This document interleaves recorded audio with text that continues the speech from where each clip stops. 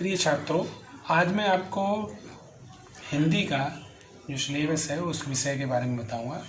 माध्यमिक शिक्षा परिषद उत्तर प्रदेश द्वारा 2023 की परीक्षा के लिए निर्धारित पाठ्यक्रम 70% पाठ्यक्रम निर्धारित कर दिया गया है और आपको ये नवीन संशोधित पाठ्यक्रम जो है वो इस प्रकार है। आपको 30 अंक विद्यालय की तरफ से निर्धारित किए गए, वो आपको विद्यालय की तरफ से दिए जाएंगे और 70 नंबर का प्रश्न पत्र होगा आपका।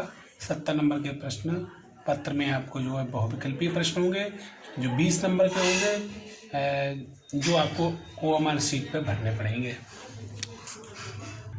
बहुविकल्पीय प्रश्न के अलावा खंड बा होगा, यानी एक खंड आ होगा और एक खंड बा होगा जिसमें वर्णात्मक प्रश्न दिए गए होंगे। बहुविकल्पीय जो प्रश्न होंगे उनमें आपको हिंदी गद्य के विकास का संक्षिप्त परिचय आपको देना होगा, जिसके अंक 5 निर्धारित होंगे और जो विकल्प के रूप में आपको दिए जाएंगे, जिसमें शुक्ल युग पढ़ना है आपको और शुक्लोत्तर युग पढ़ना है। इसके बाद आपको हिंदी पद्य के विकास का संक्षिप्त परिचय, इसमें आपको रीतकाल और आधुनिक काल पढ़ना होगा। रीतकाल और आधुनिक काल पर जो प्रश्न होंगे वो आपके 5 नंबर के विकल्प आपको दिए जाएंगे। इसी तरह से आपको काव्य सौंदर्य के तत्व में आपको रस में आपको केवल 2 ही रस पढ़ने हैं, हास्य रस और करुण रस। इसकी परिभाषा, उदाहरण और पहचान आपको अच्छी तरह से याद करना है। ये भी आपको विकल्प रूप में 1 नंबर का प्रश्न मिलेगा। इसी तरह से अलंकार दिए जाएंगे। अलंकार में अर्थालंकार में वो आपको उपमा, रूपक और उत्प्रेक्षा, इसके लक्षण और उदाहरण पूछे जा सकते हैं। छंद में सोटा एवं रोला, लक्षण एवं उदाहरण इसके पढ़ने पड़ेंगे आपको। ये सभी जो है 1-1 नंबर के आपको काव्य सौंदर्य के तत्व के रूप में मिलेंगे। इसी तरह से आपको हिंदी व्याकरण में उपसर्ग पढ़ने के आ, अन, अधि, उप, अप, अनु, सह, निर, अभि, पर, सु इत्यादि, ये उपसर्ग आपको पढ़ने पड़ेंगे और ये उपसर्ग जो है आपको 1 नंबर के मिलेंगे। प्रत्यय आपको आई, तत्व, आई, तो इसके बाद आपको प्रत्यय पढ़ना है, समास पढ़ना है। समास में आपको 2 ही केवल समास पढ़ने हैं। एक समास पढ़ना है द्वंद्व और एक समास पढ़ना है दो।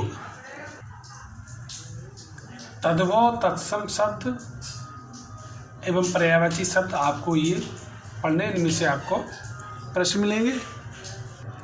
अब आप आ जाइए संस्कृत व्याकरण में। संस्कृत व्याकरण में आपको संधि में आपको यण संधि पढ़नी है। परिभाषा, उदाहरण, पहचान इसकी है ठीक से पढ़ना है। शब्द रूप में आपको फल, मति, मधु एवं नदी, ये सभी व्यक्तियों के रूपों को पढ़ना है। धातु रूप में आपको पट, हंस, ये धातु रूप आपको पढ़ने हैं। तो ये सब अभी आपको जो क्वेश्चन मैंने बताए हैं ये सभी भी आपको 1 नंबर में पढ़ने पड़ेंगे।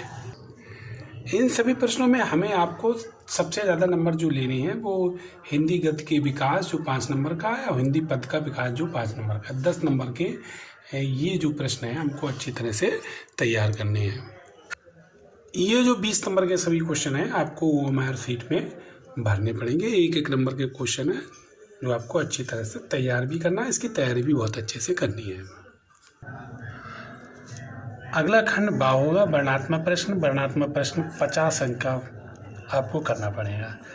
इनमें आपको क्या करना है, गद्य हेतु निर्धारित पाठ्य पुस्तक के गद्यांश पर आधारित प्रश्नों, ऊपर गद्यांश दिया गया होगा और नीचे आपको उस गद्यांश के प्रश्नों के आंसर देने पड़ेंगे। इसी तरह से पद हेतु निर्धारित पाठ्य पुस्तक के पद्यांश का पर आधारित प्रश्न, यानी पद्यांश दिया गया होगा कविता के रूप में और उन पद्यांशों का आपको जो नीचे प्रश्न दिए गए होंगे उनका आपको आंसर लिखना पड़ेगा। पैटर्न बिल्कुल चेंज हो गया है, आप डरे ना और धैर्य से सारे काम करेंगे। जैसे अंग्रेजी में दिए होते हैं, अंग्रेजी में कविता दी जाती है, कविता के नीचे प्रश्न होते हैं, अब ठीक उसी तरह से हिंदी पद के भी आपको प्रश्नों के आंसर देने पड़ेंगे। संस्कृत गद्यांश की बात करें तो संस्कृत गद्यांश संदर्भ सहित हिंदी में अनुवाद आपको करना पड़ेगा, ये होगा 5 अंक का। और जो मैंने भी आपको बताए थे हिंदी गद्य हेतु निर्धारित पाठ्यपुस्तक गद्यांश पर आधारित प्रश्न होंगे। 3 प्रश्न आपको दिए जाएंगे और 2-2 नंबर के वो प्रश्न होंगे। पद हेतु भी 3 प्रश्न दिए जाएंगे आपको, जो 2 नंबर के होंगे। अगला प्रश्न आपका होगा संस्कृत गद्यांश का संदर्भ सहित हिंदी में अनुवाद। तो एक संस्कृत का गद्यांश दे दिया जाएगा, आपको उसका संदर्भ लिखना है। 2 नंबर का संदर्भ होगा और 3 नंबर का उसका अर्थ होगा। इसी तरह से संस्कृत का पद्यांश यानी श्लोक दिया जाएगा और उस श्लोक का आपको संदर्भ लिखना है और उसका हिंदी में अनुवाद करना है। इसके लिए आपको 5 अंक दिए जाएंगे। संस्कृत की भूमिका आपको हिंदी में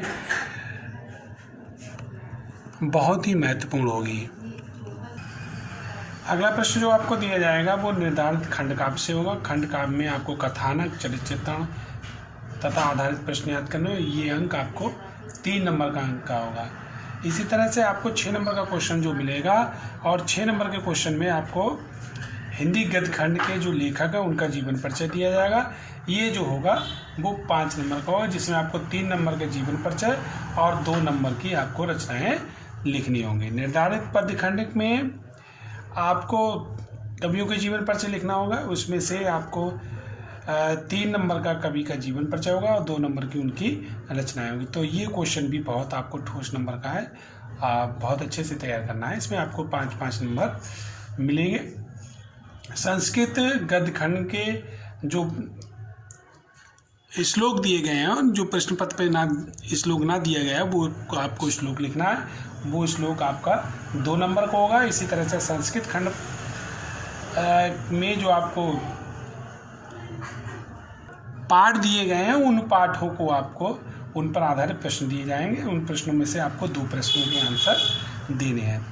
नवा प्रश्न होगा आपको निबंध का, जो वैज्ञानिक, सामाजिक, धार्मिक और आर्थिक समस्या, जनसंख्या, स्वास्थ्य, शिक्षा, पर्यावरण, यातायात के नियमों पर आधारित होगा, जो अंक आपका 9 नंबर का होगा। आपको इस प्रश्न पत्र में ज़्यादा से ज़्यादा लिखना भी है और बहुत मेहनत भी आपको करनी है।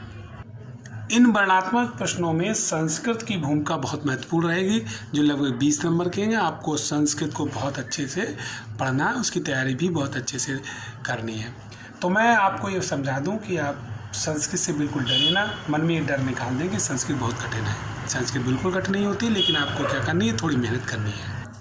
मुझे उम्मीद है आपको ये मेरा समझाया हुआ पसंद आया होगा।